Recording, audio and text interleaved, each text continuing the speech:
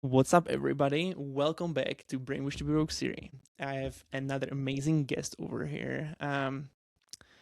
It's really interesting that we are actually hanging out right now together in here on this show because, like, a couple of years ago, I actually joined Eileen Wilder program, and Jackie was one of the coaches over there, and it was really inspiring when she showed up and how she was, holding herself like really confidently and so on. So that was really interesting to see how people can be actually like, how you can completely overcome those struggles when lots of people are actually like wired that way since our young age and so on.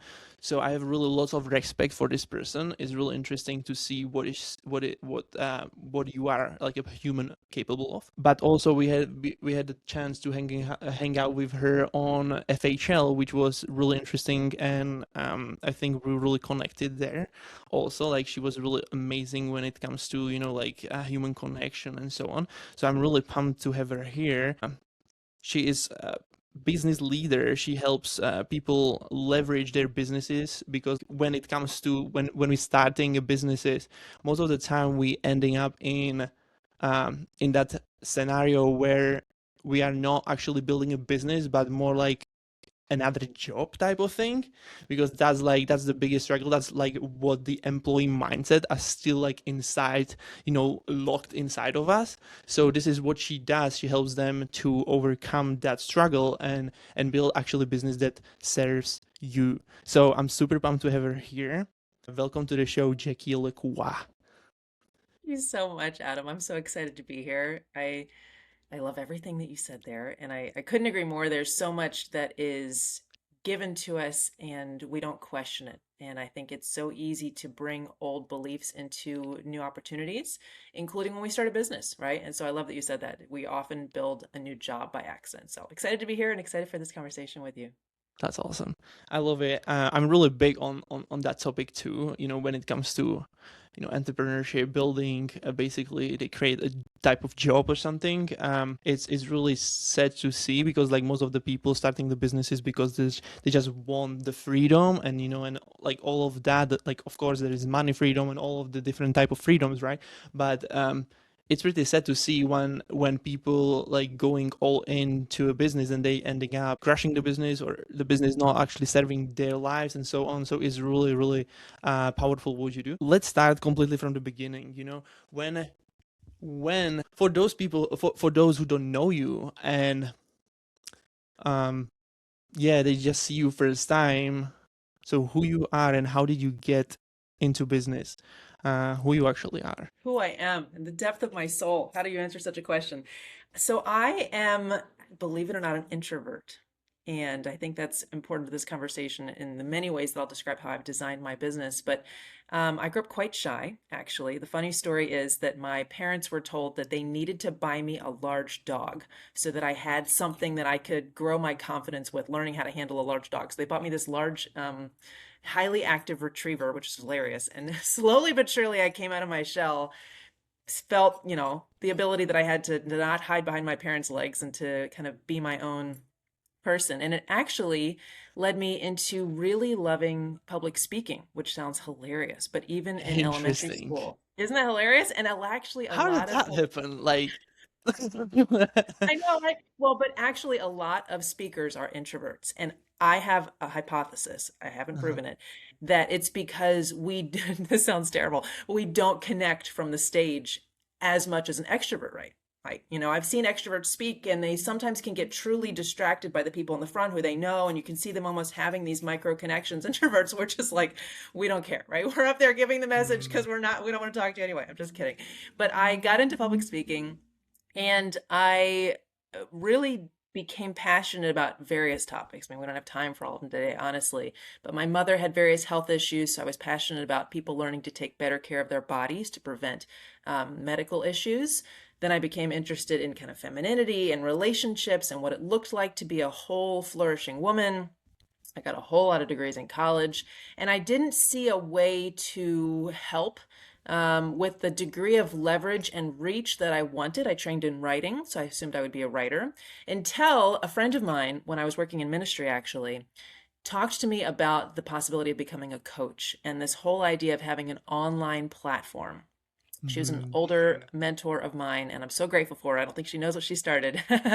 But that's when I started diving into this world of having an online business. And for me, the drive was I want to help people to the greatest extent that I can. And at the time, there were still not poorly intentioned, but nevertheless existing gatekeepers, right? People in positions of power who decided what topics they wanted to focus on, what information they felt was important, what they thought the people who were listening would like or could handle. And I wanted a way to go directly to the people who needed the help. And I found that I could do that on the internet. So that really created my obsession, if you will, with creating all of this content on the internet and finding the people who needed it, making it as attractive, as accessible, as appealing, as actionable as possible, so that they could have results from literally anywhere in the world with a Wi-Fi connection. Interesting. Okay, so that's really powerful because like there is lots of things that you mentioned during that like short story that you gave us in here. Um but you have lots of degrees. Okay, so how like have you been always like studying stuff? Like, you have your school like your college done and all of that, or what was your schooling like life look like when it comes to like young age and so on? Oh my gosh. I was a very good girl, okay, and a very Okay. good student. So I worked really hard. I had a track record of straight A's. I think I got one B in seventh grade math. I still remember. I'm just kidding, but I had an extraordinary academic record in large part because that's where almost all of my focus went. I mean, I played sports and I did other things too, Interesting. but I was driven and I liked the idea of hitting the goal, you know what I mean, of Okay. achieving. Yep. Um, I also liked the knowledge in the back of my mind that school was finite, that this was something that I could conquer and it would someday end. Okay. And I was most definitely counting down the days till high school graduation. And at the end of my undergrad in college, I was definitely counting down the days. So I worked my butt off. I went to a public high school. I got into Johns Interesting. Hopkins University, early decision. I Mm, had two majors and a minor in vocal performance. And then I added these like French certificate. Anyway, I just did a lot of work. And a lot of it, Adam, actually was driven by the fact that during college, my mother became ill. She had had mm, various illnesses, as I mentioned, but yep. a really serious, unexpected one came out of nowhere. She was given 6 months to live. Fortunately, she made it through despite all, prognoses. But it really made me focus and Right. made me want to conquer something that I felt at that time would bring honor to my family, would kind of do them not justice, but like do them proud in a way, really, that I went there and I had a mission and I was going to accomplish it, and then I could kind of come home and like here are all my medals type of thing. Like, look, I did it, guys, I did it. I think that was a big driver for me. But toward the end of college, I was 100% done. So I did get a master's a couple years later. And after that, I was like, I'm not doing any more school at all. And I think the Why? switch for me, I know, Yep. right? I think the Yep. switch for me was I'm very tired. This is the honest truth. I'm so tired of paying to do what other people tell me to do. I would rather Like, get paid at mhm, least to do what other people tell me to do, right? It's like if I'm gonna work, why am I paying you to work whenever here I can get paid to work? And I think I just saw again the limitations of a system. For a minute, I thought I might want to go into academia and be a professor and have my impact and reach and do my writing that way. mhm, Um, but I could see similar to medicine. I didn't want to go into medicine. There were just so many structures that limited, and they're not all bad, please hear me, mhm. but they weren't for me, right? That limited how I personally wanted to show up and be able to help and serve people. And I realized I need like this renegade path. You know what I mean? I need the Interesting. wild, wild west where no one tells me what I can and cannot do, and I can bring this information to the people in the way that I want, in the way that they want. So I basically just got sick of school. I got sick of showing up and writing papers and doing assignments and paying for the right to do so. Although I had some scholarships for various things, still, it's like you're not getting paid. You know what I mean? So I was like, you know what? This has been fun. I'm now done. But I had a good run in academia. It was fun. Yeah, yeah. Well, I didn't make it that far in school I don't actually. blame you. I don't think wrong with that. And part of it is, you get good at something. So I remember when I was coming out of my master's, I got my master's at Georgetown, and I remember I started my company while I was there. And fortunately, I had the foresight and some great advice from friends to start So how using even how some old were you insights. when that happened? How old was I? It's a great question. I graduated in 2014. That is 12 years ago. So I would have been Okay. 25-ish, 24, 25 when I got my master's. Okay. Um, So that was and the time when you started a business and instead like going to yes, the that's when I yeah. incorporated. So I'd started dabbling with websites and frameworks and things a couple years prior, but that's when I incorporated my first company. In fact, Valentine's Day is my first company's birthday. So we're coming up on my Interesting. first company's birthday. Um, but I think I'd gotten good at academia. You know what I mean? I knew how to figure out what the professors wanted to hear, how to get the grades. It was all in So integrity, but I kind of knew I understood the system. And I remember when I started my company, it felt like, oh my gosh, am I really going to go out and do something totally different now? I could stay here in academia and mhm. hide, and not that that would be hiding, it depends on your calling, but for me it would have been, and stay in a world that I understood, where I was welcomed and loved, and I got how to run it, but I knew I personally would be limited there, and there was a huge fear. So I think I stayed in school so long in part because I knew it. It made sense. I knew how to run the system, and how to enjoy it, and how to thrive, and all those kinds of things. And so I think I was most definitely scared of, like, am I going to enter into the real world and have to like make real Mhm. money? And It sounds to me like a comfort zone, right? it was a huge comfort zone for me. It really Yeah, was. yeah, yeah. For me, it was always discomfort, like crazy. Holy smokes, completely You're opposite. a mess I was like, master. holy smokes, what I'm doing here? I'm completely out of the mind. Like, why I'm even here? It's great, because who knows what would have happened But if I got into that's school, really right? interesting. That's really Yeah. interesting because, like, most of the people who are starting a businesses, they are unwilling to play the game of be a good worker, Yes. listen, and do what somebody else tell them to do. Yep. Right? That's what I see the big pattern. Like when it comes to that thing, like literally, people don't want to be told what to do, but people love to be led. If you want know what I mean. I do. I do. My mother taught me to obey very well. Shout Mm. out to you, Mom. My mom, like, um, and she did it, she did it through friendship and respect. I believed what she said, and she showed me how it was the best thing for me. But she told me a quote, I think that it was from George Washington's mother to George Washington, or Mhm. maybe it was from his mother to the people who were asking, how did you raise such a good man? And she said, I taught him to obey. And I actually Ooh. think about that a Mhm. lot because so much of the nature and the important quality of an entrepreneur is the risk taking, the independent thinking, the willing to kind of go all in on yourself when other people think you're crazy and are telling you, don't do that. Mm. And yet there is this other side of it, of being willing to, take orders in a way. To me, they come from God, in my opinion, but like to show up and do the things that aren't fun, Yep. to do the things that you don't feel like doing. Um, and that can sometimes seemingly conflict with this rebel tendency of, I'm going to have a Yep. freedom business and nobody's going to be my boss. I'm going to run my own schedule. Okay, but then you're your boss. You know what I mean? And you have to now submit to what is in your own best interest by your own design. And I think you're right. When people are unwilling to do that, these big dreams fizzle out real quick. So yes, I Mm. definitely built kind of, I call it a long sufferingness. And there were periods where I took care of my mom for her health issues as well. But you just got to show up every day and do the things that you don't necessarily feel like doing, knowing that they are serving the greater cause. And if you can do that, if you can think like an independent rebel and you can show up and work like your best employee too, Mm. absolutely no one can stop you, and absolutely no one will ever own you. Yeah. So now tell me where the self confidence came from Have you Oh been my God. always this way? Have you been always in the school that way? Like, you've been having like lots of friends, for example, and so on, like, lots of success probably in the school. Because like most of the people, when I talk to them, and I'm not the exception.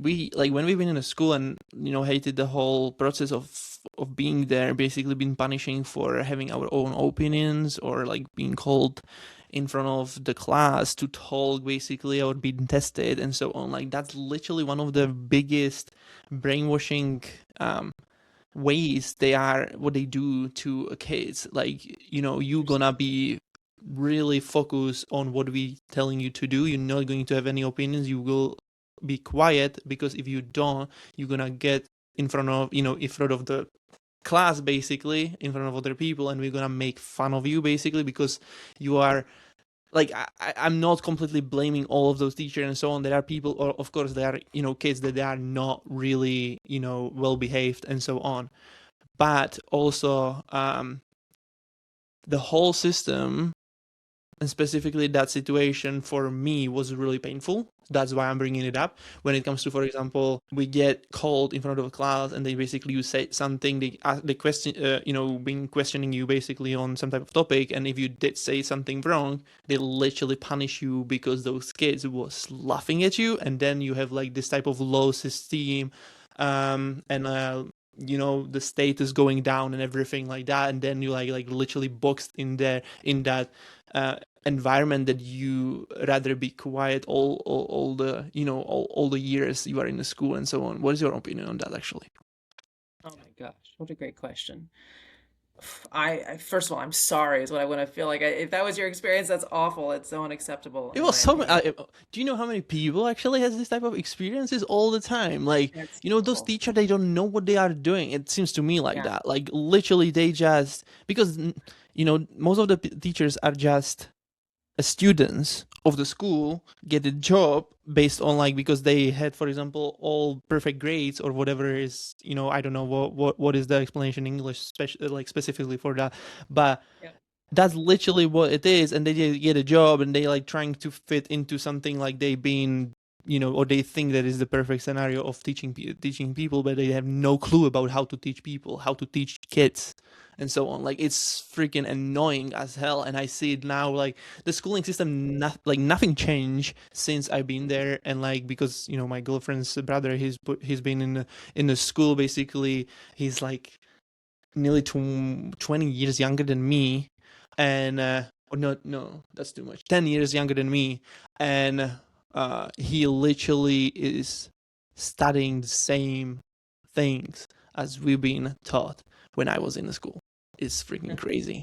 Even now with Oh. the AI stuff and everything, you know what I mean? Crazy, crazy, crazy, crazy.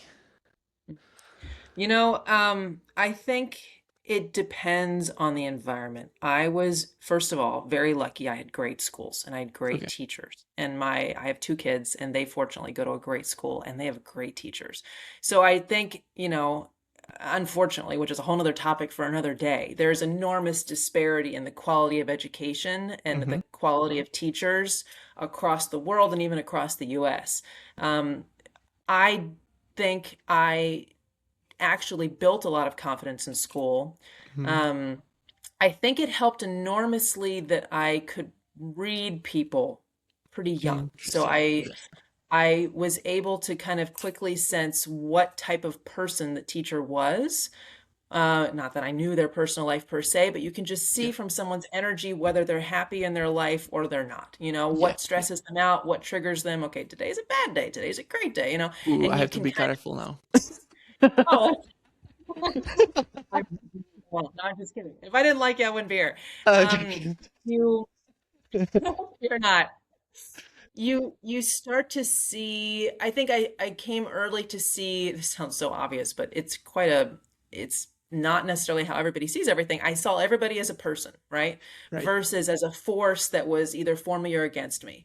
And so Mm, what were the complexities of, what was going on in their world? And even if you don't know, just even, when I'm driving on the street, which sometimes I have to make sure I do this because it can be annoying when people are just driving like morons. But, you think through like what could possibly be going on right now. They could be late for the airport. They could have just gone through a breakup. They could have just received a phone call about a diagnosis. I don't know. But I do know that I'm not going to take their behaviors personally.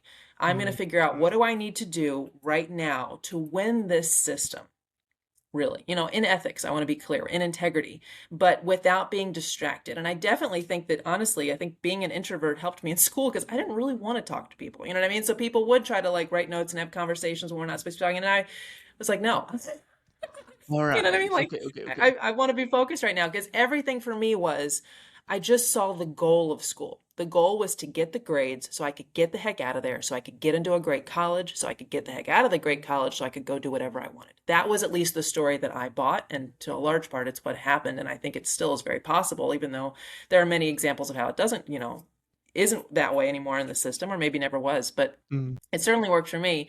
And I think seeing people, and this has helped me, it's improved so much, of course, as I've gotten older, seeing humans as humans, seeing people as people who probably have their own pain and their own problems. And now, having coached for almost 15 years, both in ministry and in my business, that's what I see, right? The mm, most popular looking girl comes to me after everybody else has gone off and is in tears and tells me about what her parents are going through. You know what I mean? So I've just learned to have more holistic assumptions. Even when I don't know what someone's going through, I assume that there's probably something difficult. And that keeps me from worrying what they're thinking because I already see them as an imperfect person, right? Like, I don't care mm, if somebody's laughing at me because do I respect them? Very possibly not. And it's not to be mean, but it's a healthy view of no one as someone who I need to impress. And I think that actually happened when I was able to humanize people by recognizing what they were often, very often, quietly going through behind the scenes. And that really, and then to be honest with you, Adam, and I won't go into too much depth with it, but there have been seasons where I have had um, a lot of not so much negative opinions, but things made up and awful things said that had to be handled and was interesting. handled, Okay. fortunately. But it was in that season, I think, that the confidence people now see me in was really solidified. So it began when I was younger and I was able to kind of read the multidimensionality of humans. But now it's like I've had plenty of negative opinions, and a lot of, they were baseless, in my opinion, and in, provable fact.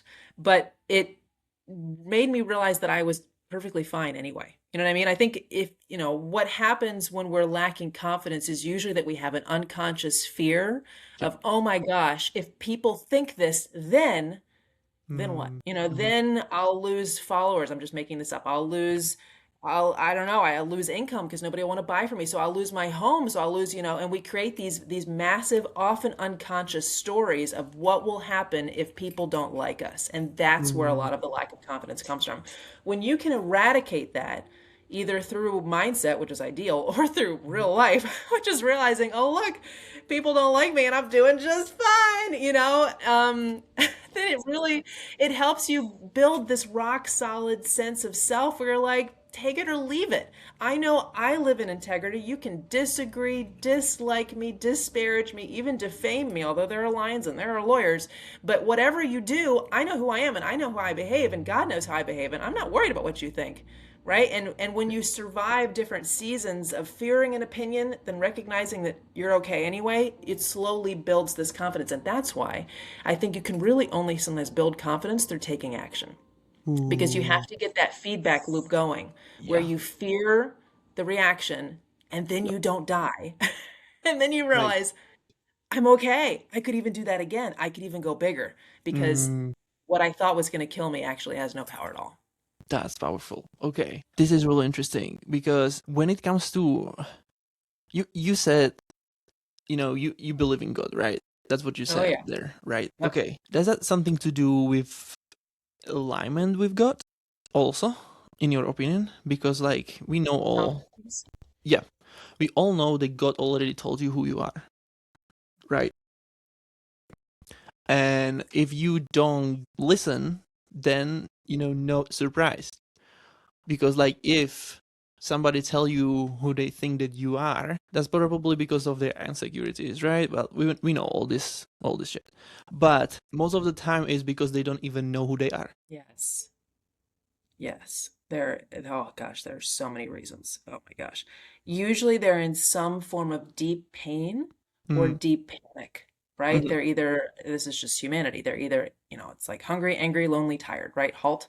Yep. Um, they're they're scared or they're suffering. That's usually what people lash out from. And then I call them the symptoms of shame, but you could call them the symptoms of Okay. suffering or the So symptoms of why whatever. why if you have this the answer to this, why people I'll try. have to go and like attack other Mm. people when that happening to their in their lives?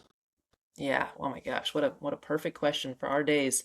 Um, I think it brings them a temporary sense of safety through either feeling superior and or in control, right? If you can, I mean, this is kind of classic elementary school bullying psychology, but if someone, if you feel like crap, right, and you can bring someone else pain or try to distort their sense of stability through making them doubt themselves and doubt their worth, doubt their appearance, doubt their intelligence, doubt their whatever value, doubt how much other people Mm-hmm. do or don't value or like them, then you've thrown them off. And I think I don't work this way, so it's difficult for me to think this way, but I think that what they're thinking is that in the moment where they can see someone else wobble, they feel great, right? So it's like this temporary rush that is like a drug to whatever pain they have, whether that's internal, external, both, etc. And so they have Interesting. this moment where it's like a hit of like, ah, yes, I am the superior human. I'll be okay. I think it Mm-hmm. leads back to like if someone else is doing worse, then I'm probably more likely to be okay. It's a basic, like a competition of survival feeling versus recognizing that's not how God operates. If he wants anybody to survive and thrive, they will. There needs to be no like taking out to make sure that there's enough for me. He's going to provide for all of us. So I think that's why they do it. There's an immediate rush, and there's a sense of essentially at a very instinctive level, I'm more likely to survive if I've slightly taken out one of the other humans who's vying for this, we're thinking finite sense, finite provision, finite number of clients, finite number of men or women to date, finite, amount of attention, finite amount of money, and we're all trying to get it. So if I take somebody else out, I'm more likely to survive. Interesting. Okay. That makes lots of sense, We're actually. deep today. Huh? We're going deep today. Let's go. Yeah, I love it. Like when we this is really powerful because like I have never been it's really cool because like with these conversations I'm really going, and thinking also through this whole thing. Like everything what you're telling me and we have this discussion about it's even helping me to realize certain things, so this is pretty cool, right? I love it, and hopefully other people who are listening also you know getting shitloads of value from this, because this is super super powerful. And just helping them to see the different perspective, how human actually operates and why they do certain things. It's really beneficial from my life also, and so on, and for sure for their lives too. So I'm really appreciate you to going that deep with me and like having this conversation. But Pleasure. um what I wanted to bring the points to, when it comes to way we've been programmed basically to do you, or well, let me ask you this: is it actually something to do from the programming that we've been like that people are used to do this, like that the way that we've been taught, like by our teachers, our parents or so on, like that way? Or is it like more like a human type of nature that we are reacting this way, when it Mm. comes to this type of reaction of how to express this properly, when human trying to like take people down by saying something that is actually like hurting them or harming them or so on. It's a great question. I think, we're going over. In the Christian theological world, there's a an ongoing debate, quote unquote, that's like original sin versus original glory. And it's kind of like, do human Right. beings come into the world with this desire to do wrong inherently, or do we have come into the world with this desire to do right and then we're all messed up? I'm not going to go Mm, all the way to the point of birth, but I believe in original glory per se. I think the design of God for how he wants things to be in an ideal world is more powerful, right? yep. Okay, so that's an aside. So do I think that some of it comes in from the nature of humanity? Probably. I don't, we could go into like the trauma of the mother at birth or, what the child heard in utero. I don't know. But I Mm, think a lot of it, and probably most of it, comes through culturing, right? Comes through cultures. training. Yeah. In Freaking school, crazy. from parents, it's insane. Yeah, it is. I know that there's a lot of mockery of the participation trophy kind of era where every kid who even shows up to the game gets a trophy because we're all winners, all that kind of stuff. And people love to make fun of that, but I'm kind of on board, you know what I mean? Because Mm, the alternative is this training that you must win to have value. And I know that mm, many people will say, but it's true, look at whoever yep. I don't even know who won the Super Bowl, Adam. I apologize. I don't follow anything, but you know Me what I too. mean? Like My someone world is won. business, bro. Exactly. I couldn't hear that. I was at the beach. But, somebody won and somebody lost. And I'm sure many people's salaries were affected that day by that outcome. So I know that there are many people who will point to the real world and be like, no, there's winners and there's losers, but let's table that for a second. Yes, I think that we're trained, in so many ways. Let's just focus on school for the sake of an example. If everybody's taking a test, there will be students who are going to get an A, and there'll be students who are probably going to Ooh, get a, yep. a B, C, or D, right? Love it. And what happens to the students who, quote unquote, win, right? What happens to Mm, the students who, quote unquote, don't? Now, you could say, well, they might be didn't study. Maybe they didn't. Maybe they were ill. Maybe they don't speak the language natively. Maybe they don't have parents at home versus the other kids got not just parents, but 3 tutors, Like there's so many things that affect this, but there is this reward system that starts early of if you're the smartest, if you get the best grades, if you're the prettiest, if you're the most popular, if you win, whatever homecoming queen, if you mm, like, I think one of the reasons actually that so many both beloved and um, triggering, for lack of a better word, movies that come out like Mean Girls or like I can't even think of any other. I didn't think I ever watched High School Musical, but there's so much that happens in the school age, even. I even yep. just my own children. My daughter's like, this girl was really mean to me, and I'm trying to explain the psychology of girls being mean to each other. But it's we're experiencing a sense of hierarchy during young and very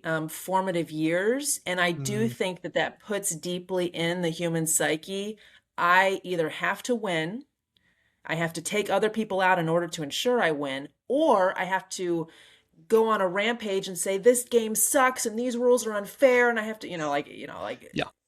buck the system and say that this is with the patriarchy or the matriarchy, I don't know, whatever it is, right? Like those are your options, or you just kind of fade away and you're inevitably going to lose. And it feels like Hunger Games is a great example of this. Oh my Mm, gosh, that movie is terrifying, and I'll never forget certain scenes where I was like, and the reaction that a lot of kids had when that came out is that this is what life feels like, that we're all, we're friends, but we're also supposed to take each other out, whether it's in school or when you get a job or with who you get to date or marry. Like it feels like a competition we don't want to be in, and yet we have to survive it. And yeah. I think that's where this really begins. And so the work of becoming a great and mature adult is identifying all of that wiring and unwiring it, right? Rewiring it, saying, I don't want to be the kind of person who feels like I have to take everybody else out to win. I don't want to be the kind of person who feels like I have to say something snide or undercut or sabotage somebody Mhm, because I'm afraid that if I don't, my success is, you know, yeah. whatever, like precarious. So, yeah. And there, we could go into men and women with this and dating. We could go into business. We could like, it's all there, but it's this sense of I have to win to survive. And therefore, okay, now based on my personal integrity, what am I and am I not willing to do to make sure I win? Because even, hard work is trying to ensure that we're winning, right? Mhm, yep. It's just, it's in integrity versus trying to take somebody else out. Someone else's opinion might be making sure that they win, but it's not an integrity. So we're all kind of trying to win. And I'm okay with that. I just don't want us to act out of integrity, obviously. And I don't want us to have this panic of if I don't do this, I might die, right? That's kind of the animal instinct underlying reason that we're fighting so hard, is this for survival, which sounds silly, but usually that's underneath it. Yeah, that makes sense. Holy smokes, that was deep. Okay. Well, yeah, My 100%, 100%. Like when it comes to, yeah, we are trained to always there has to be a winner or loser. This is freaking crazy. Yeah. When I'm thinking through this, yeah, 100%. And you also said something like that you are, have this conversation with your kids, right? When it comes to like somebody bully or something like that. I'm experienced a lot of bullying also like in a school because just I've been different. And yeah, anyways. Sorry.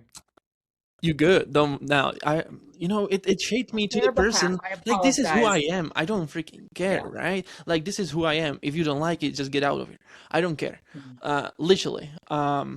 And but the point that I want to bring is how you preparing your kids for the life, Oh, good Lord, help us. Yes, help me. Amen, Father. right? How am I preparing them? That's the question. How you preparing them for this life, like basically because when we see what is actually like how the world is corrupted, money is not really money, it's just a debt.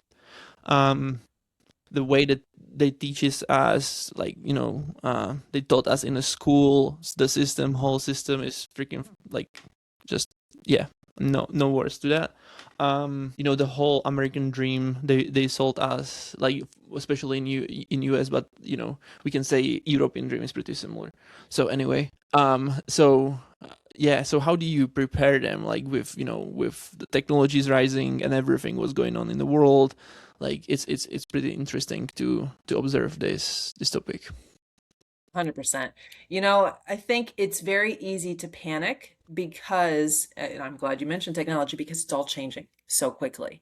And it can lend to this same energy of, oh my gosh, I have to survive, which can lead to panic, right? And so I don't know exactly when. I think it was maybe when my mother was ill in college, but there have been a couple key defining moments where I just decided to get off of the panic train, Mm. and opt out of that entire philosophy and attitude toward life.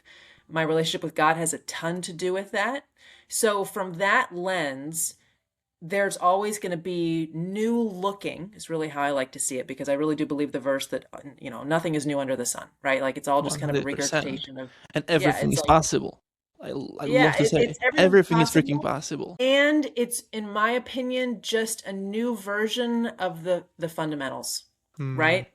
So yes, we're going to have AI, and we're probably going to have, I don't even want to say this, but we're going to have, whatever weird, I don't know, we're going to have bizarre things all around us that we certainly couldn't have imagined. But I still think human beings are going to long for connection and love and to be seen and heard and valued. They're going to have family of origin issues. They're going to have questions about God. They're going to need some version of taking care of their body. They're going to need some version of mating and intimacy. They're going to, like, the foundations remain the same, whether there's some, holograph AI robot. I was in LA yesterday, and there are all of these driverless cars. Oh yeah, And I dude, heard of that. I have like I think never been so freaked out in my life. I was like, don't no, you merge into me. I don't trust that camera. I was trying to get my interesting. That's crazy. Okay, I thought so I seen it once in Las Vegas when we've been actually for the FHL. There was like a couple of them, but okay. I've never actually sit in like inside. Oh my gosh. So I I haven't don't know. either, nor do I have Have you sit inside and no, I have not. I have no Okay. desire to either. Maybe someday, but I was in Beverly Hills and I think I saw dozens in an hour. It was insane.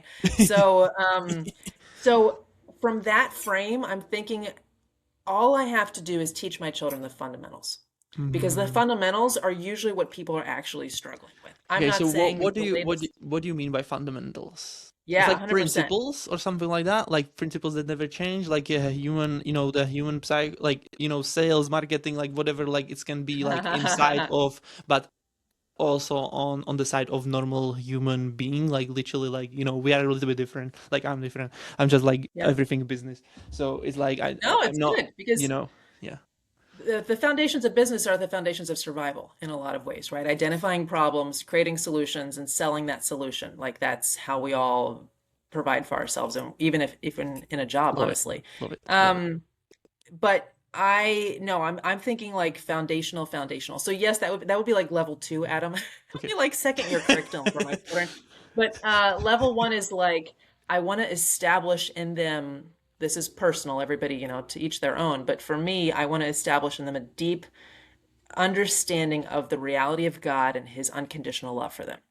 Right. Right, this Yep. deep sense of safety. Hmm. Of look, the world can go nuts, which it often is. You are okay if you're in the hands of God. So then, in Hmm. fact, I was just having this conversation with my daughter about a week ago. Well, what does that look like to be in the, wasn't exactly what she asked, but what does it look like to be in the hands of God? And I was kind of describing to her how to hear the voice of God, how to know if it's God's voice, how to test it, how to pray, all these things.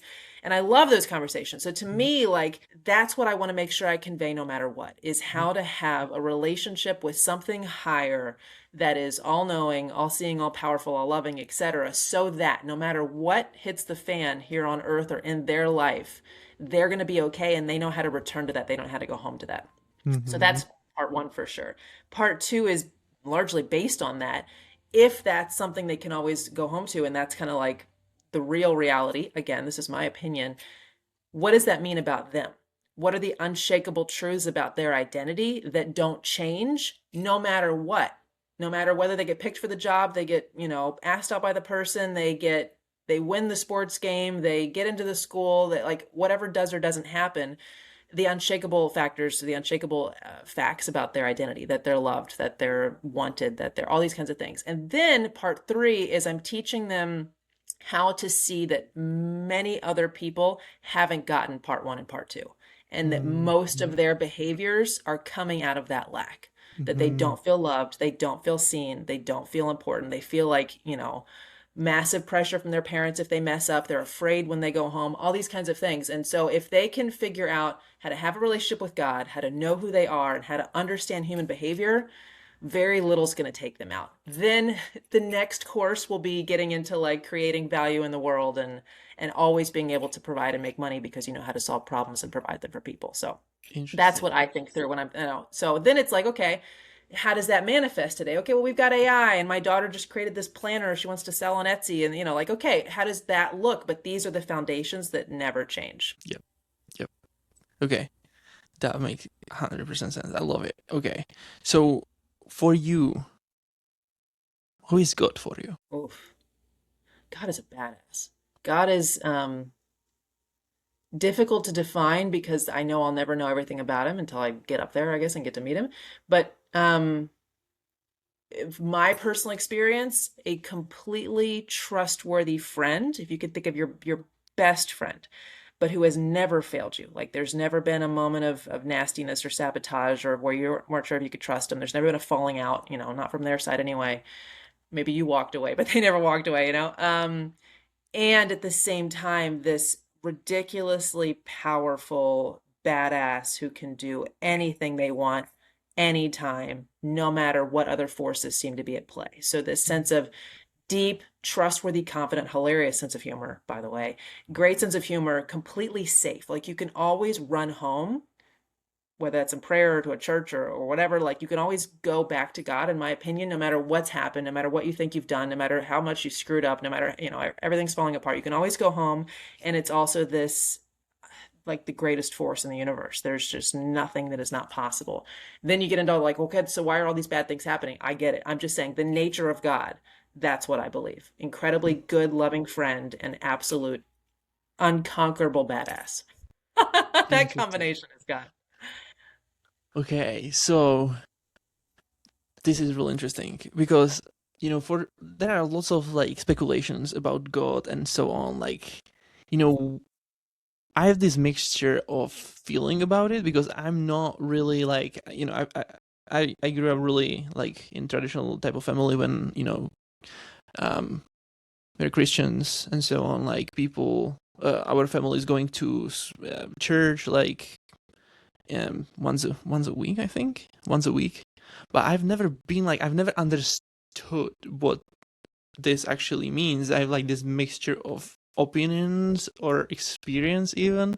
Like Yeah. I don't know what to exactly think and how to like I would assume that I'm in the process of discovering it actually, then being completely clear what that is and if I'm able to actually even like accept it into my like or something like that. So this is really interesting topic for me too to talk about. So if you can like how did you get into like believing and trusting him so much, and if yeah, what was the reason? Why did you try to like why you have you been always this way, or like was there some type of event that happened and you get into that, or have you been raised this way?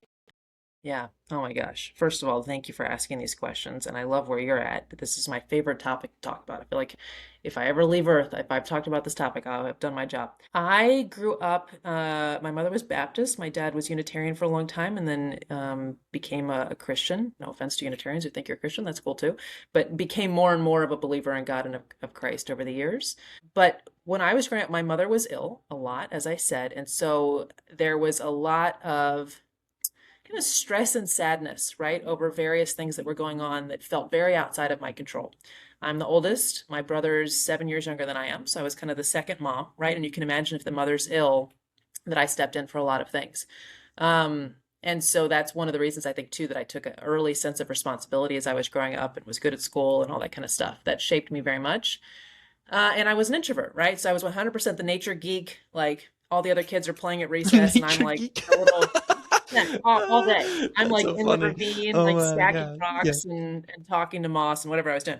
And I was so happy, because it was I like can peace. It was like I my little cannot retreat. I cannot imagine you being nature geek. No, Like I how does can't. that happen? You Like need to that's post up some old insane. photos. 100%. I was so happy outside alone at peace. And I think it's because there was a large sense of responsibility and stress Mhm. often around. And so that was like my respite. And because of that kind of quiet nature and how much time I spent to myself and doing whatever I needed to be doing in school and with my family, I I don't know. I think I just started talking. I probably felt like to myself when I was little, but to a voice kind of, you know what I mean? That was always there, even when I felt by myself and sad and no one could understand and no one could help is how it felt, of course, as a little kid. Um, and it was a comfort. And I have had several visions, seen angels, had, certain things where it was very experiential, where it was very confirmed and very clear that this is not just my head. This is something external and it's very loving and it's very real and it's always there, especially when I feel like I can't go on, right? Mhm. And those occurrences happened. I think the first was at 12. So that was really when I, in my opinion, became a believer. And then I got Mhm. baptized, got confirmed. Meanwhile, my mother was this incredible wealth of questions, and my dad too, of course, had his views on things. And so I could ask a lot of questions. My parents were phenomenal about openness with their I like to say that I'll ask them a question and I always get back the Encyclopedia Britannica version. You know what I mean? And then like give me the whole like in 1952 there like everything. I learned everything from asking a question. I was like I really just needed one word. But thanks. So they were an incredible wealth of knowledge and of opinions, and then I would just take that and process that. But I think this is huge, Adam, because listening to you describe kind of the family you've grown up in, perhaps, and a lot of other people, maybe this isn't your experience, but for many people I've worked with, right? Because it's so crazy, but eventually, every style of coaching and training that I do, whether it's in business, whether it's in intimacy, whether it's in appearance and confidence, always comes back to that person's relationship with God. Because in order to get them to a level of security and confidence in whatever we're working on, I have to establish their foundations to be unshakable. And I personally don't know how to do that without bringing them back to what they think about God or a higher power, right? Mhm. So if they deeply feel like they're bad, they're unloved, life isn't safe, we're going to have a problem building a business that's not worried about competition. We're going to have a problem building an appearance that's not desperately hoping to be loved by someone, whatever it is. So, a lot of people grew up in the trappings of a religion, whatever religion that may have been. I work a lot with people who are Christian, but I work with everybody. Um, and not necessarily a personal relationship with God. Mhm. So I did not grow up spending a lot of time in youth groups and I mean, I did here and there, but not as much as many people who come to me later have. And I think that was actually very helpful to me because I never substituted a personal relationship where I'm talking and praying with God and journaling what I think I hear and kind of like learning to hang out with a divine presence without fearing it because of all Mhm. the rules that another human gave me. Whereas other people have attributed to God, unfortunately, Yep. a lot of rules, a lot of fear, a lot of shame, a lot of guilt, a lot of judgment and a complete write-off of entire other people groups, like just an immense amount of control and often arbitrary rules, and a lot of emotionally unhealthy behavior has been attributed to God because it's been found in religious structures. And that always makes me very sad. So I think Yep. it helped me that I actually didn't grow up with a ton of input there because it really forged this personal connection with the divine outside Mhm. of Mhm. people who were, who were being people, who were being broken humans in a system of like any other system. You could see the same thing in education. You could see the same thing in government. It's everywhere. And it's in religious structures too. So I think that's why a lot of people are like, well, I grew up with this, but I'm still not sure what I believe or if it's real or if I can trust it or if it's okay, if it's happy with me or you know what I mean? And so a lot of my work is built on like just forget what people have done and told you or what they're telling you need to do to be good enough. Let's just get over here and rebuild this friendship with this being that's been waiting for you to like acknowledge it and to let it love you for years. So anyway, it's a beautiful conversation. I love that topic. Yeah, we can go a little bit deeper into the Let's topic do because it. like I'm really curious about it, like because when it comes to what does it mean when you say that like you basically talk, like you have the conversation with God, like is it like inside of like you having the conversation, like because how that is not like your soul, basically you are talking to your like the thing that like you all everybody hear these voices right all the time inside of your head, because like the body is just like a form, right? But inside of the body lives something that is like that's you, actually that's the soul that is like literally the living, I don't know what is it, source or something, right? Energy basically. And it's really interesting because how to express this is interesting. Okay. um like how there are those polemization about like that you have to be careful about who you listen to. Like sometimes there is a can talk to you evil, then sometimes talk to you an angel or God, right? Or those Yeah. people, like how like this is really interesting. I have not enough probably data about it because like I would love to study it more and so on, and like that's gonna come once I'm going to, not once I have defined when it comes, like I my whole attention first is to build stable business and then be able to be financially free, like time free and all of that. And then I'm really curious and I love studying all the time, so I'm sure like this is like what I want to do, because like I'm literally spending so much time just studying, even though I'm doing it like I'm running a business and so on. But like I just love it. So yeah, so let me like try to help me to understand from the perspective like how what does it even mean, like when those people are telling us about the how we can communicate with him, and what is like, yeah, Yeah.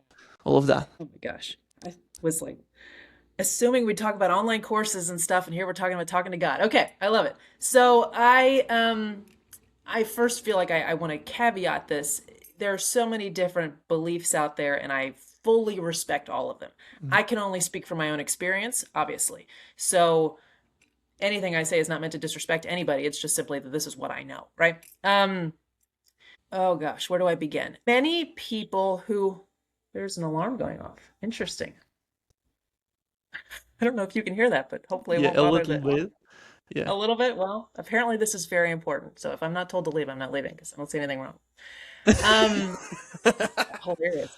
Divine confirmation. Devil's like, you're not going to talk about how to not hear my voice. Yes, I am. Watch me. So I personally when I am, even now, it was so funny. I was praying just a week or so ago, and I was, kind of emotional about actually the thing that we were just talking about off the record about my current boyfriend and how beautifully this is progressing, and having a lot of fear around like, oh shit, you know what I mean? Am I gonna have a long-term relationship again? And oh boy, you know what I mean? Like, that changes things. And praying back and forth and hearing the voice that I've come to know as God's, and I'll talk about how I kind of have figured that out and how I help people to figure that out in a second.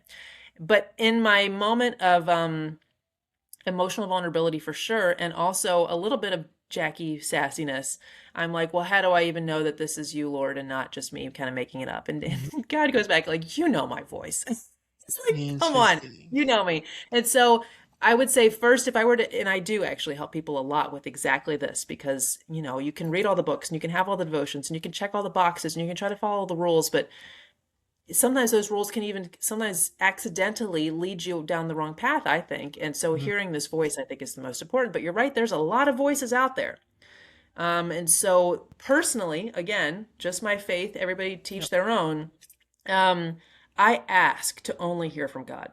So when I'm talking to people who, first of all, doubt that maybe God is even real or that they can hear from him, one of the things that works for a lot of them, and I don't even necessarily always tell them this, sometimes they do it themselves, sometimes I tell them and then they go do it, but it's almost like a God, it's almost like a bit of a challenge to God, like prove to me that you exist. I want to hear your voice. Like if Mhm. you're there, talk to, Yep. it's an invitation is really what it is. And it's a bit of a invitation with an attitude, but it's still a letting God in. And a lot of people who will say that they don't feel a personal relationship with God or connection or hear the voice, all these kinds of things, have never done that, I find. Even if they've Mm. spent years in religious circles, they've never been like, please, God, I want to know that you're real. I want to have a personal connection with you. If you're there, please show me. And I'll give you days. I'm not, looking for a sign right now, but just I show me somehow, I speak didn't to ask me. this. Yeah, I didn't ask exactly this question, but I've been sometimes like not often anymore, like not that often anymore. Usually like I just hated the time when I was like a kid and so on. Like it was so bad like when it comes to the school and parents and so on. So I've been like talking to or pr wishing, praying. I don't know if that even like something, stuff like literally in my mind and trying to like connect or on that. But I just didn't. I don't know. For me, it's more like that power is always inside of me, and I can do anything that is literally on my mind or anything that come to me basically during the day or some ideas or anything. Like I can accomplish anything Yeah, because I believe in the capability of my action, that I like what I'm capable of, literally. Like good. I know that if I'm going to spend enough time training myself and doing the thing over and over again, there is no way to not succeed. Like Yeah, so that, true. yeah. 100%. Yep. And I think that the divine can also be a shortcut sometimes, right? Okay. Because sometimes I trust in my own capacity. Sometimes I even trust a little too hard in my own capacity, right? I mean, in this context of a relationship, I can feel myself when I have a moment of fear pulling back into kind of the business badass Jackie who doesn't need anybody, who doesn't need any help, and can make her own money. And you know what I mean? And then I recognize that in certain contexts, not all the time, but in certain contexts like this one, that's actually a little bit of a defensive protective crutch. And am I willing to Mhm. let God in with whatever he wants to gift me right now, which is right now this gorgeous man, to surrender a little more, to rest a little more, to trust a little more, to let in help a little more. And that's I'm still a badass. I can turn that on whenever I need to, but I can also rest and relax and be taken care of and soften a little bit. So I love that you have that belief in your capacity, because I think that's essential. And many people struggle with that, and it keeps them 100%. from Yeah. everything that is Well, available to them. it hasn't been straight up that way. Yeah, fair. If you remember me the year ago when we met first time at FHL, or even like I don't know if you remember me being on one of those aliens call, but I was super Challenges, yep. shy. Like I was like, Aw. like, where do I? What the hell? Where am I? Who Interesting. am I? And now like it's way shifted. Good. It's just interesting because like Yeah. yeah, like the thing that you said before, the action builds the self-confidence. Confidence. That's one of the things that I'm really, really to like agree on. And also Yep. what I'm, because I'm studying lots of sales right now, Yep. right? Cool. Like like huge time. I've been so dumb that I haven't figured it out early on, because like that's the fundamental, like literally business. Okay. Um and when it comes to sales, I don't Mhm. believe that there is something like objections at all. Oh, interesting. Okay. I like that. Tell me more. Because if the humans would be in perfect alignment, the cells wouldn't be even needed to be. Oh, interesting. Okay. I'm down with that. So the question is how to get them in alignment with us rather than how to overcome objections. Is that the way you see it? Yeah, I like that. 100%. The whole point of the conversation when it comes to sell is literally helping them to make decision that is in their favor, because nobody cares about you, nobody cares about me, nobody cares about anybody else than themselves.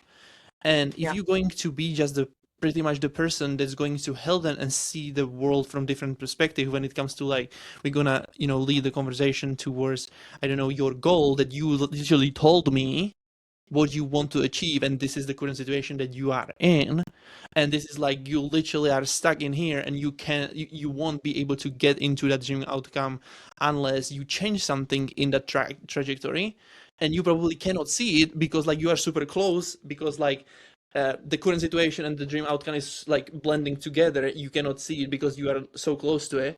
So what you have to do, you have to help them to see the differences, and then Yep. like this is the way you can either choose me to help you with it, or you can go and find somebody else who can help you with it. But usually, because you help Totally. them so much already, that there's a human psychology right there with um what is the word, like when you with a lead magnet, that is the reciprocity. Reciprocity. Reciprocity. Yep. There we go. Yep. And that's playing in your favor just right there, because you're just providing so much value, and those people like Very usually good. going, yeah. Anyway. I like that. And I do agree with that. I think, that's how I love to do sales. I would say that's how I love to do kind of the first half of sales, if you Mm-hmm. will. Um, because I don't want to work with somebody who I can't help, who I don't like, or who they don't like me, who isn't the right fit for the program, who is not ready or able to invest right now. Like, I don't want to overcome objections that are not objections, they're It's facts. misalignment, basically. I would say Alignment. in Yeah. your, it's like, it's every time, like, anyway, like, I'm really passionate now about it, because like I'm like deep so much in sales, like studying it from every book, every course that I could find, like any coaching. Like, I paid so much money for Awesome. a coach now when it comes to like sales, and he's like really good in sales. So I'm like, Yeah. oh my gosh, I just like, yeah. So anyway, so like, let's continue um with the God, basically how The you, spiritual piece. yeah, let's go back to that, because like that was just like a little nugget that yeah, we could talk about too, but we can, yeah, next time. Well, I'm happy to go back to sales afterward, trust me. Yeah, I mean, I'll wrap it up by saying you invite God to come and speak to you and find you and prove himself to you. Because in my opinion, he wants to and he's waiting to. In my opinion, God is a gentleman. Mm-hmm. He's never going to force himself, right? Are there Hmm. stories of when he kind of like just drops in? I love when he appears to Saul, it's in the scriptures, and turns him, and he's like, yo, why are you prosecuting me? Not that I don't know, it's persecuting? I think it's persecuting. I always get those two words confused. But, yes, there are times when God just like drops in and makes something happen. But in the everyday, with most of us, the relationship is an invitation, Mm-hmm. right? Even for people who believe the Christian faith, the gospel is an invitation, right? Nothing is forced. It's an invitation to believe. And so I think we have to invite God in and be like, I actually do want to have a relationship with you. I want it outside of the checklist and what my mom said or my dad said or the church said or my angry friend said or whatever. Like, I want to know you, God. Come meet me, right? And then my personal preference is I do like to be like, and I only want to hear from you, right? So I send off or I block out or I cast off whatever, anything that would be evil, anything that would be negative, anything that would try to deceive me, anything that would be a different voice that is not for my best and highest good and of truth and of light and all these kinds of things. You can use whatever words you want, but I get a little more specific than that because I'm using Christian language. But the point is I am rejecting any voice that is not the voice of God, because now that I'm opening myself consciously to the spiritual world around me, I want to make sure I'm only connecting with the good stuff, right? And so Okay. I'm very clearly not giving permission to evil. I'm only allowing God in. Okay, so what is how you find out which is like what is wrong and what is right? Like if there is even right and wrong. Like how do you filter those voices basically? Yeah, 100%. And here comes my delightful alarm again. This is a very important conversation, Adam, clearly. I will answer that question and then we can pause if you'd like to. I know at this point, so it's a bit of a tricky answer. I know the character of God enough to know what he would not say to me, right? And Ooh. so if something is Okay. dropping in, you're bad, you're wrong, you shouldn't have done that, you never would have gotten this right, like anything like that, that's from a different source that, in my opinion, is evil. God will always be kind. He'll tell you the truth, but he'll say it with love. He'll never attack your character or your identity. He'll simply point out the behavior that you could do better Mhm. because you're a wonderful being if you tweak it. It won't be like, how could you? It's not the shoulding and the shaming and the guilting language, which we often have heard in church Yeah. and religious cultures, which is why it's so confusing. That's not how God speaks. God speaks with love. Even if you do, even if you want to use the Bible as just a model, whether or not you believe it, Christ comes with unconditional love, right? He comes like letting anybody come to him, and then he drops the truth, right? So it's like leading with love and then letting me know, now that I feel safe, how I could get better, which is a great way to lead any relationship we have in our lives too. So that's how I've learned to filter it. If it's a voice of people say conviction, like, hey, that's not the best path for you, okay, that's probably Mhm. possibly from the Lord. I'm going to ask, I'm going to pray, is that from you, God? Show me, confirm it. I'm going to go in this direction because I think that was you. Change my direction if you need me to. If it's a voice that's like, you suck, you always get this wrong, you're never going to get there, any of those kinds of language, that's not from anything that's good. So to be able to observe those things, like, that actually there is like something wrong or right. Yes. And like if he's this way, you probably have to first study him to understand who he was actually, right? Because like Yeah. if you don't have any idea who God was, you Yeah. won't be able to Yeah. filter those, 100%. It's like a friend. If you don't know your right? friend, then how are you going to know how they're going to behave? But if you have a best friend and you know their character, So you know what they would say. have you spent time studying God and like what is actually the person is about and what he wants from us or what he wants for us? That's a better way to say it. Yes. And it's such a great question. I've thought of this many times. 100%. And the book that I was looking up earlier when we were chatting is called Mere Christianity by C.S. Lewis. Again, this is the Christian faith, right? There's a Mhm. lot of great books out there about all the different faiths, so choose one that fits for you. There's a lot of great books even that are more new agey, that I still find a lot of truth in, even if I I don't have agree on with all like of it. I got this one from Sabina's on my birthday. So like There you go. it's like it's really like I haven't been able to dive into it, but it's they say that it's like even like they have the explanation Oh, also that's inside awesome. of it, Okay. right? So it's not Very cool. like exactly just like those words that you don't really understand, but it's actually Yeah, explained in simple language how to um, that's always observe helpful it too. or so. So Yeah. that's going to be like Yeah. my first probably book that I'm going to go through when it comes to that. Cool. So I like C.S. Lewis Mere Christianity. It's very easy to understand and Mhm.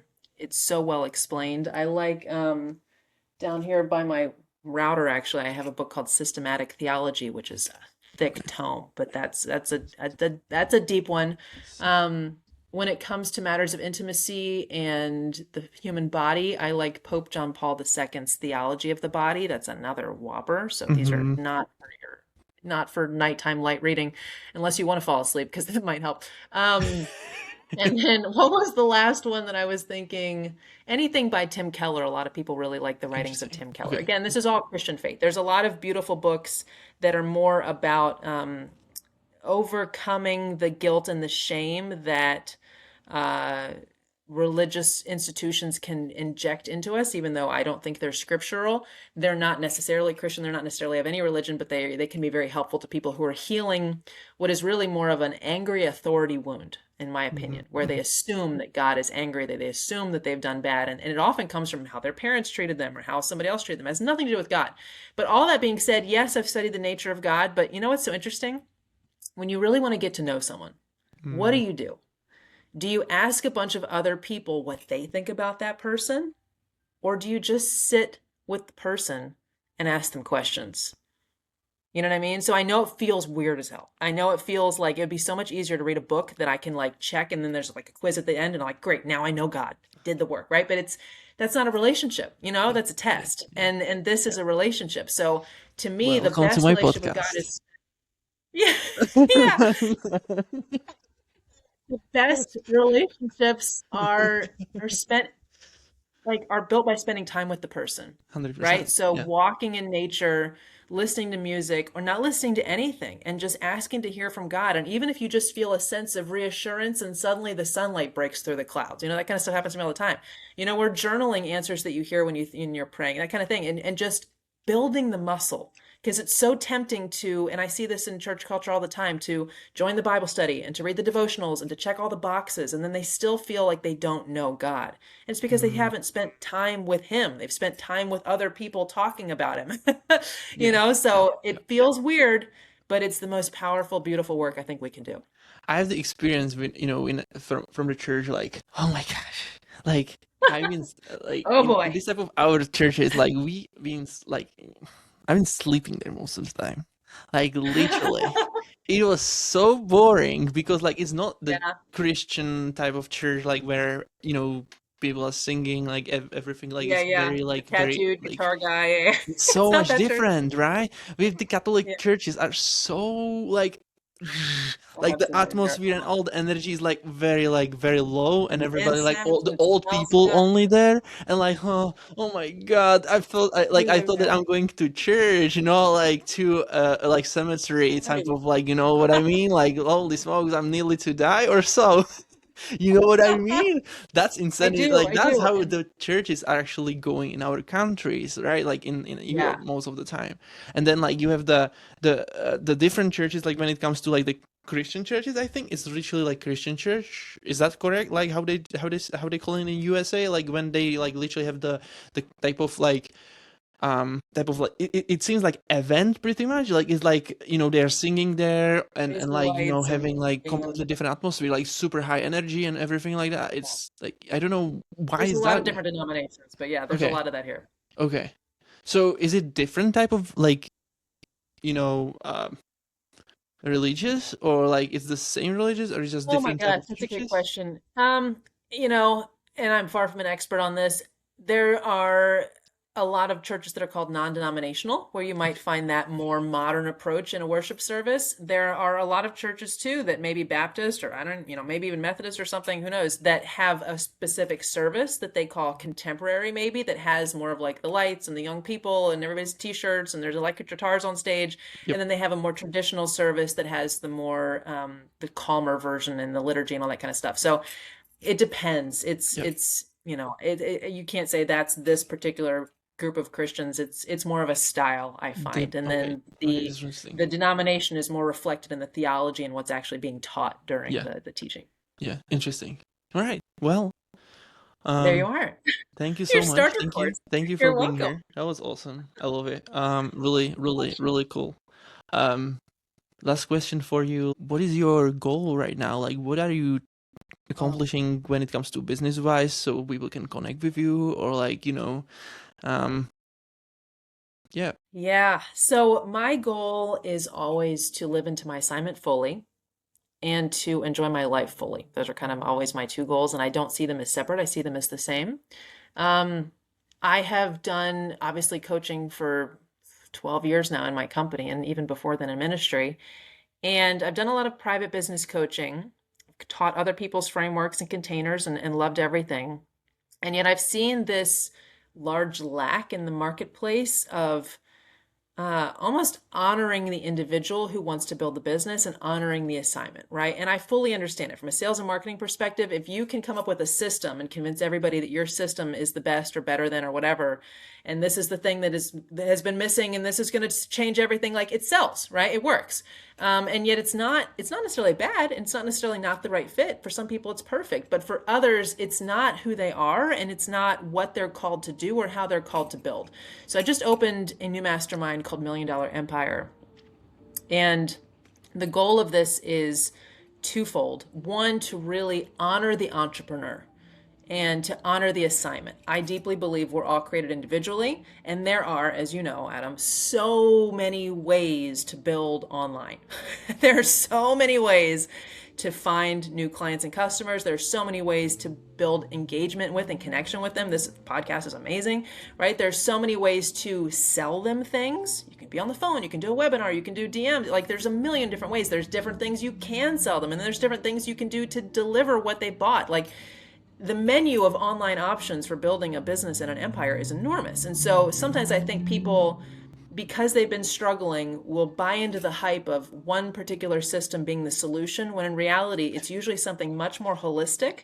I know, right? That's designed to suit their personality, their lifestyle, their loves, their calling, their clients' interests. It's so much more nuanced than a lot of what's out there. So I've built this mastermind so that I can lead people on their custom path of the empire that fits them. Because I've done all the things. I've built the courses, I've had the memberships, I've done the high ticket, I've done the events, I've done it all. And I've learned the pros and cons of each one. I don't think that any is necessarily better than any other, but there are certain pros and cons to each one, and they therefore fit certain people best. Personally, and this is my second goal, and the second real goal of the mastermind as well, is I do have a bias for time freedom. I love being here on podcasts like this, but I have had seasons in my business where I was spending so much of my life on Zoom that I was talking about how awesome it was to have a life, but I was finding that it was eating into my real life much more than I wanted. And I find a lot of entrepreneurs do that. And I think it's because of this mentality you mentioned at the very beginning, which is, I think honestly, maybe it comes out of a guilt complex of like, I can't have it that good. I don't know what it is, but we so often rush to create a new job for ourselves. We rush to fill all of our time with doing, and maybe it makes us feel important. Maybe it makes us feel worthy. Maybe it makes us feel not guilty because we don't have a 9 to 5. I don't know what it is, but we build a day job and then call it a freedom business in our marketing. I don't like that.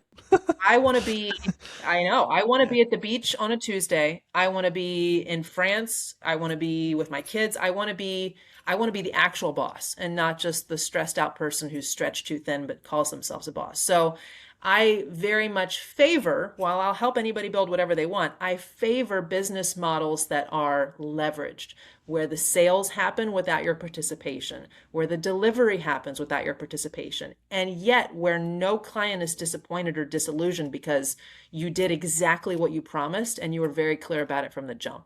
So there is a lot of focus on automated courses, deadline funnels, a lot of things that take the work off of the entrepreneur, so that they can still collect the profit, but go out there and live their purpose with all of the time that they've saved. So that's what I'm up to right now. That's always the goal in my life too, right? My personal life is very important to me. And yet getting out the messages that I think matter are very important to me too. So I'm always tweaking, how can I best design an automated empire so that I can do both at the same time? And now that's what I'm teaching to other people. Love it. Me too. Yeah, time freedom, financial freedom, that's a big time. Yeah, 100%. Yeah.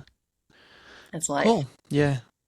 Well, there will This has be been awesome. way more questions that I like. I'm I love this conversation. So there is like, anyway, we're gonna do probably could be another here for episode or hours. something like that, because like I have a Let's bunch do of it. things there for sure right now. Like what you just said is like another like thousands of I know.